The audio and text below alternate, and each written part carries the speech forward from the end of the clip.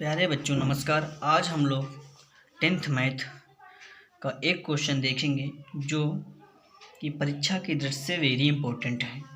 हम लोग देखेंगे कि सिद्ध कीजिए कि √5 एक अपरिमेय संख्या है। इसका बिल्कुल अपोजिट मानना है हमको। जैसे यहाँ पर दिया गया है कि अपरिमेय, तो हमको मान के चलना है कि ये परिमेय संख्या है। तो हमने माना कि √5 एक परिमेय संख्या है। अगर ये परिमेय है तो इसे हम P/Q के रूप में लिख सकते हैं, यानी कि √5 बराबर P/Q। और यहाँ पर लिखेंगे जहाँ P और Q सह अभाज्य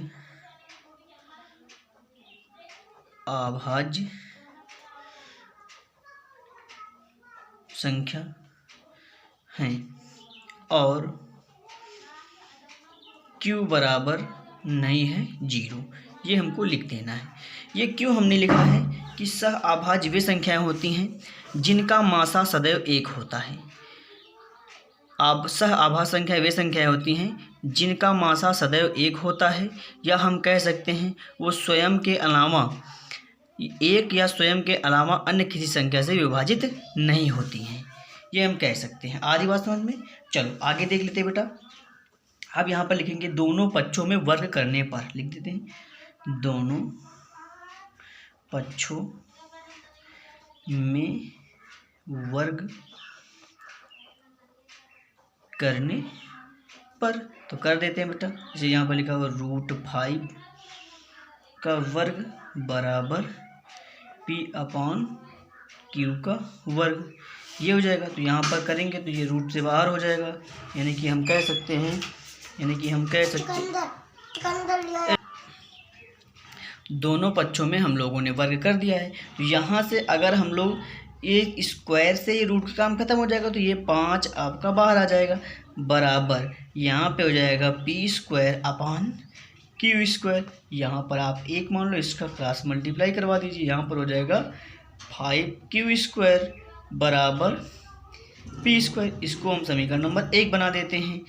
अब यहाँ पर 5 यहाँ पर गुणा कर रहा है, इसके साथ यहाँ आएगा तो भाग करेगा, यानी कि Q² बराबर हो जाएगा P²/5। ये हो जाएगा। तो अब हम लोग कह सकते हैं यहाँ पर अगर P² विभाजित है तो P भी विभाजित होगा 5 से। अगर 5 से P² विभाजित है तो P भी 5 से विभाजित होगा। तो हम कह सकते हैं, या लिखेंगे हम कि यहाँ P वर्ग 5 से विभाजित है तो P भी 5 से विभाजित होगा। आधी बात समझ में?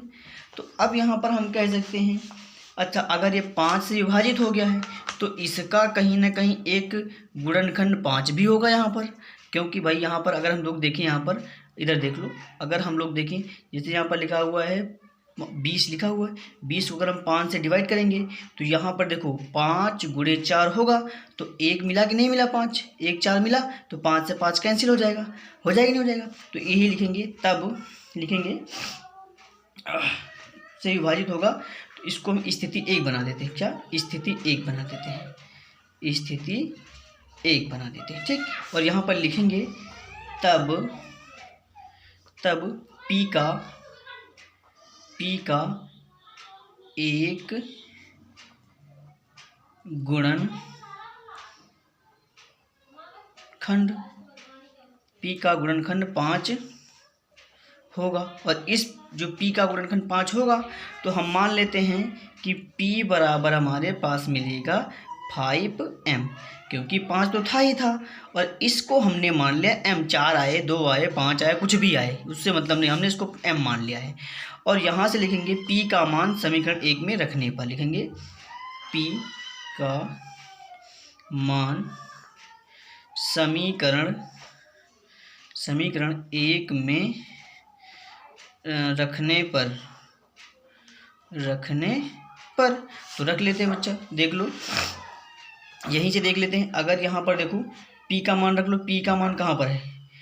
देखो p का मान यहाँ पर आपके पास क्या है?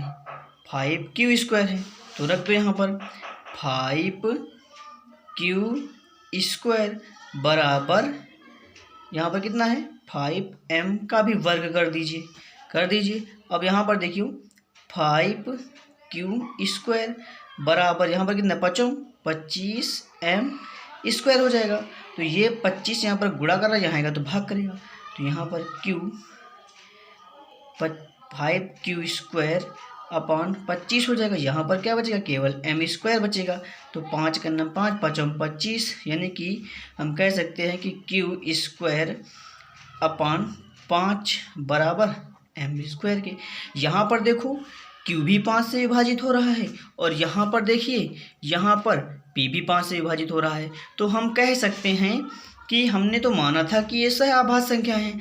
सह आभाज्य संख्याएं वे संख्याएं होती हैं जो केवल जिनका मासा 1 होता है। मासा कहने का मतलब वो 1 से ही विभाजित हों। तो यहाँ पर हम लोगों ने देखा कि ये तो जो p² है 5 से विभाजित हो रहा है, और q² भी 5 से विभाजित हो रहा है। और हमने माना था शर्त में कि जहाँ p और q सह आभाज्य संख्याएं हैं, तो यहाँ पर सह आभाज्य तो नहीं है। तो चलो देख लेते, आगे हम इसमें लिखेंगे।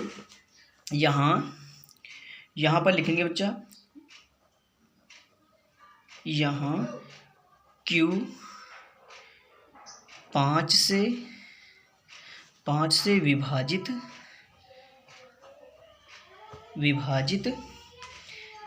है, तब q भी 5 से विभाजित होगा।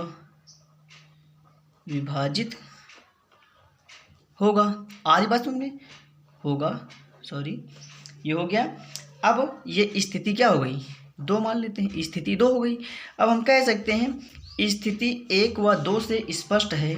लिखेंगे स्थिति 1 व 2 से स्पष्ट है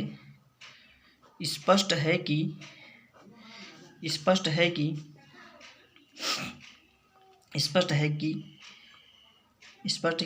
p अपान q एक परिमेय संख्या नहीं है। p अपान q एक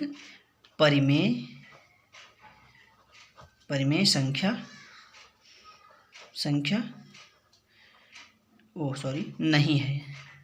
नहीं है, तथा √5 एक अपरिमेय